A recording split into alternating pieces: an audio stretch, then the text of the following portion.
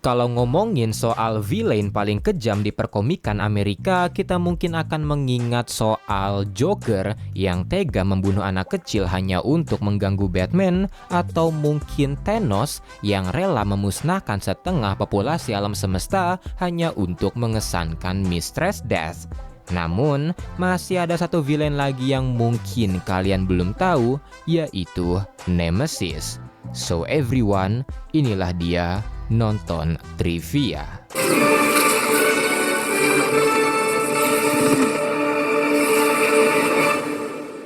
Diciptakan pada tahun 2011 oleh Mark Millar, penulis dari Civil War dan Superman Red Son, Nemesis merupakan what if apabila Batman bertingkah segila Joker.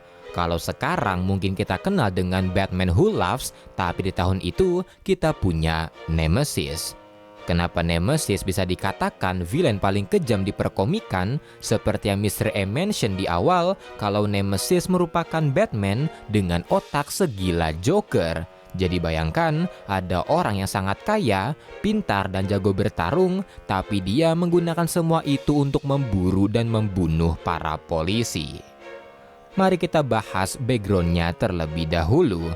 Nemesis memiliki nama asli Matthew Anderson, anak dari konglomerat Anderson Foundation yang diam-diam memiliki klub berburu yang memburu manusia. Tapi di suatu hari, klub mereka terbongkar dan ketika polisi berusaha menangkap ayahnya telah lebih dulu bunuh diri, ibu dari Matthew juga dihukum mati, dan kata-kata terakhir dari ibunya adalah menyuruh Matthew membalaskan dendam mereka. Matthew pun diurus Howard Anderson, adik dari ayahnya, tapi karena bosan dia mulai berpetualang menjadi bawahan dari berbagai penjahat yang membuatnya menjadi geng lord di umur 12 tahun, bandar narkoba terbesar di Asia di umur 15 tahun, dan pemimpin sekte Zoroaster di umur 23 tahun. Dan saat itulah Matthew akhirnya siap untuk membalaskan dendam orang tuanya. Nemesis pun terlahir, dia mulai meneror para polisi di berbagai negara, dan yang terbesar terjadi di Jepang,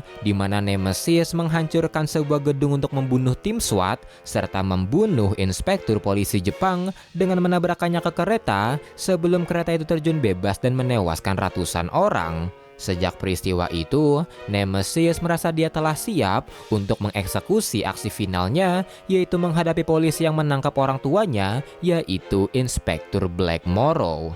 Dia pergi ke Washington DC dan memulai aksinya dengan menculik Presiden Amerika dan menjatuhkan pesawatnya ke tengah kota. Setelahnya dia menculik anak dari Inspektur Morrow, memaksa Morrow memberitahu rahasia-rahasia gelap dari keluarganya, serta membuatnya memilih antara istrinya atau Pak Presiden untuk diledakkan. Tapi karena Presiden meledakkan dirinya di depan Nemesis, Inspektur Morrow akhirnya duel dengan Nemesis yang terluka. Mereka adu tembak yang dimenangkan oleh Morrow setelah menembak Nemesis tepat di kepalanya.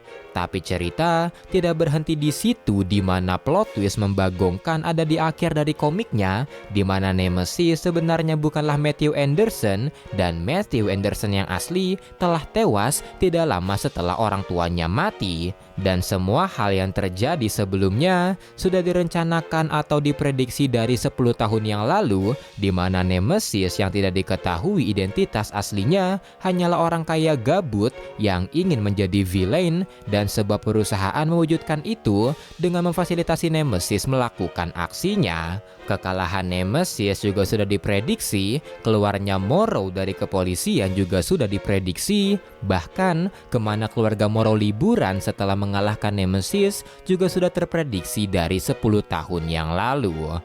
Mengesampingkan keterlibatan perusahaan misterius itu, Nemesis digambarkan sangat kejam di komiknya, di mana dia tidak ragu-ragu untuk membunuh ribuan orang untuk kesenangannya, seperti saat menjatuhkan pesawat ke tengah kota atau membunuh 20.000 orang dengan gas beracun di Pentagon. Dan itu semua dia bebankan ke Inspektur Black Morrow dengan mengaku-ngaku sebagai Matthew Anderson.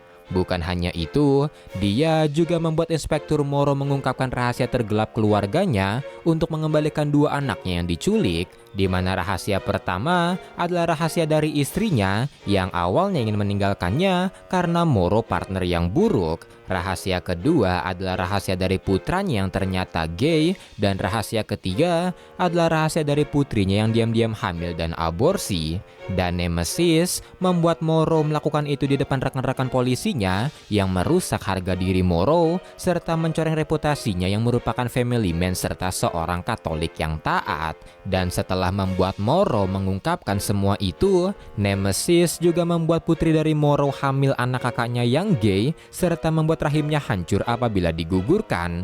Dia juga mencuri donor jantung milik seorang bocah yang sekarat, dan di komik Nemesis Reloaded, dia juga mengadakan sebuah sayembara untuk memburu kepala dari setiap polisi di Washington, dan dia akan membayar $10.000 untuk setiap kepala. Selain itu, dia juga menculik orang-orang terkenal dan menciptakan Battle Royale dengan iming-iming kebebasan, tapi dia malah membunuh pemenangnya di akhir.